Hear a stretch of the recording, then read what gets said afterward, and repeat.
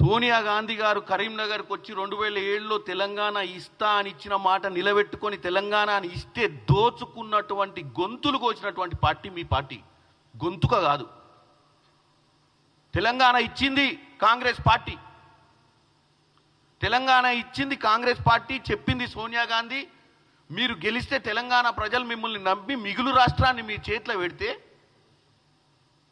8 లక్షల కోట్లు అప్పు చేసి ఇలా సిగ్గు శరం లేకుండా రోడ్ల మీద పోయి మీ పిట్టకథలు చెప్పుకుంటుర్రా మీరు?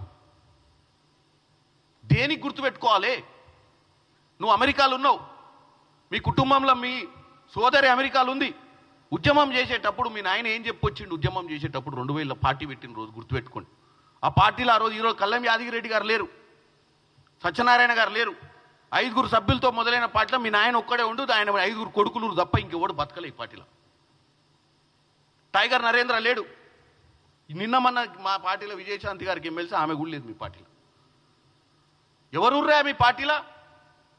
తుపాకి రాముడు, రబ్బర్ చెప్పుల హరీషు, లిక్కర్ కవిత, హ్యాపీ రావు, నువ్వు మీ నాయన అంటే 5 ఉన్నది ఎవరు?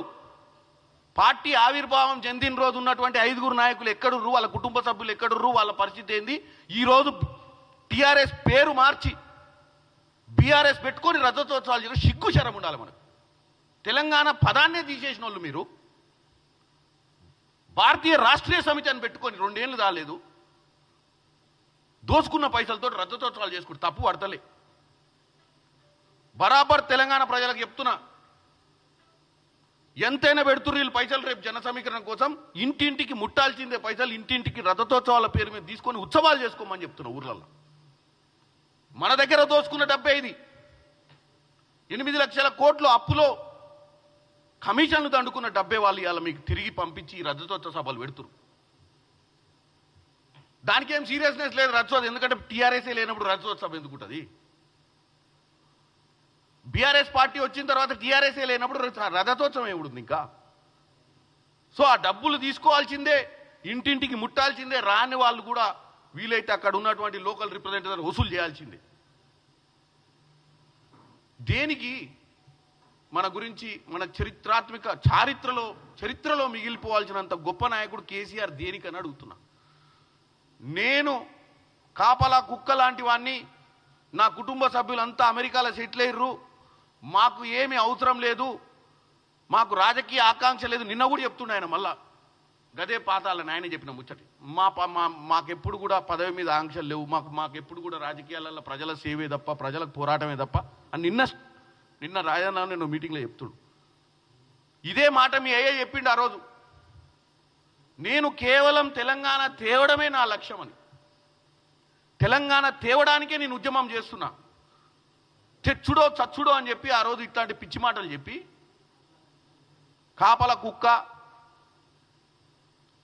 ఏమంటారు, ముళ్ళు గుచ్చుకుంటే నోటితోటి పంటితోటి తీస్తా, ఈ పంచ్ డైలాగులు కొట్టే మనం అప్పుడు అధికారంలోకి వస్తుంది. వచ్చినాక ఏమైంది? దళిత ముఖ్యమంత్రి బాయ్, దళిత ముఖ్యమంత్రిని చేస్తా, దళితులందరూ గుర్తుపెట్టుకోవాలి, దళిత ముఖ్యమంత్రిని తెలంగాణ మొట్టమొదటి ముఖ్యమంత్రి చేస్తా అని చెప్పిన కేసీఆర్ 10 ఏళ్ళ నుండి ఇప్పుడు 3వసారి మళ్ళీ ఆయన అవసరం వచ్చిందట, పామోదులకి వెళ్ళి లేచి వస్తాడట. ఇప్పుడు జనం అన్నం తింటలేరట ఆయన లేకపోతే.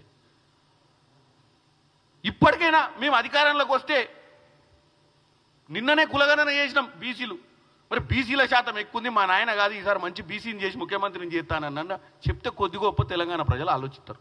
మళ్ళీ మా నాయన వస్తాడు, లేవనికనే చేత కావట్లేదు, బయటికి రానికనే తిరగనికనే ఓపిక లేదు, మళ్ళీ వచ్చి 3వసారి ముఖ్యమంత్రి కావాలని కొడుకు అడుగుతుండు అయ్య కోసం.